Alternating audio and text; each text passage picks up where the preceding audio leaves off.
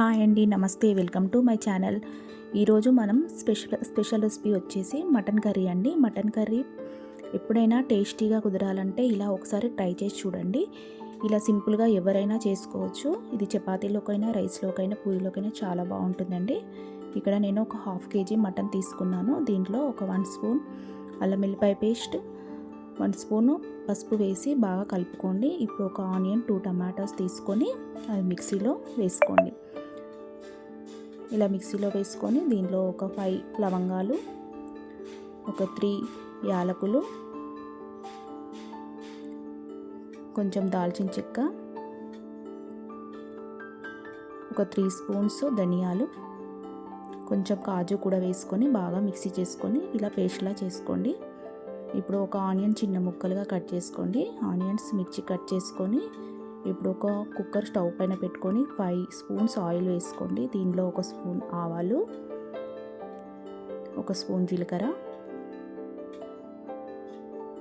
వేసి బాగా వేయించుకోండి. ఇప్పుడు మనం ముందుగా కట్ చేసుకున్న ఉల్లిపాయ ముక్కలు, మిర్చి ముక్కలు కూడా వేసి బాగా ఫ్రై చేసుకోండి. ఇప్పుడు ఇలా ఫ్రై అయ్యాక దీంట్లో పసుపు కూడా వేసుకొని కలుపుకోండి.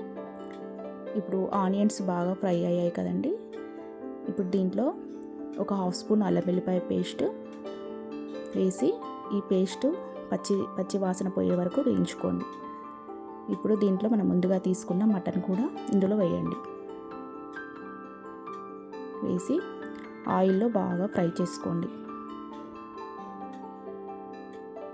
ఫ్రై చేసుకొని ఇప్పుడు మూత పెట్టుకొని 10 మినిట్స్ వరకు ఉడికించండి. ఇప్పుడు చూడండి 10 మినిట్స్ అయిపోయింది. ముక్కలు బాగా ఉడికాయండి.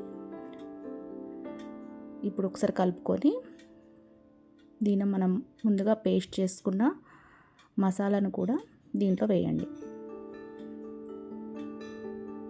దీనిలో కాజు వేయడం వల్ల ముక్కలు తొందరగా ఉడుకుతాయండి.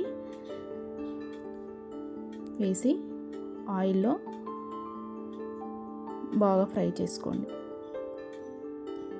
ఇది బాగా కలుపుకొని మూత పెట్టుకొని 5 మినిట్స్ వరకు మసాలాను బాగా వేయించుకోండి. ఇప్పుడు కలుపుకొని దీంట్లో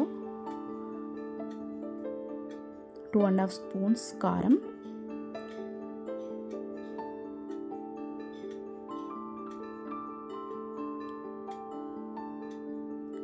ఒక 2 స్పూన్స్ ఉప్పు, మీకు రుచికి సరిపడా ఉప్పు వేసుకోండి. అవసరమైతే ఇంకా కొంచెం వేసుకోండి. 2 స్పూన్స్ ఉప్పు వేసుకొని బాగా కలుపుకోండి.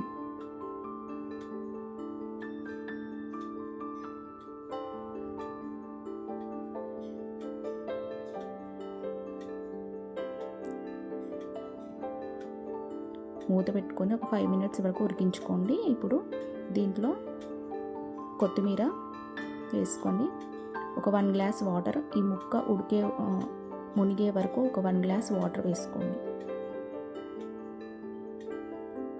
వేసుకొని దీనిలో కొంచెం పుదీనా కూడా వేసుకోండి.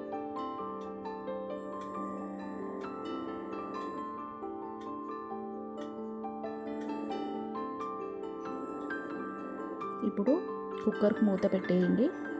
మూత పెట్టేసి 3 or 4 విజిల్స్ వచ్చే వరకు ఉడికించుకోండి. ఇక్కడ మటన్ లేతగా ఉందండి, అందుకే 3 విజిల్స్ వచ్చే వరకు ఉడికించుకుంటున్నాను. విజిల్ వచ్చింది, ఓపెన్ చేసి చూడండి పైన ఆయిల్ తేలింది కదా. ఇప్పుడు బాగా ఉడికిందండి.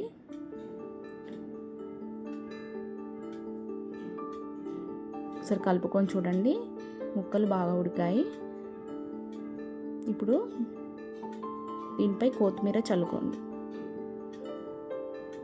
చల్లుకొని ఒక బౌల్లోకి తీసుకొని సర్వ్ చేసుకుంటే మనకు మటన్ కర్రీ ప్రిపరేషన్ అయిపోయినట్టేనండి. చాలా టేస్టీగా ఉంటుందండి. Thank you for watching.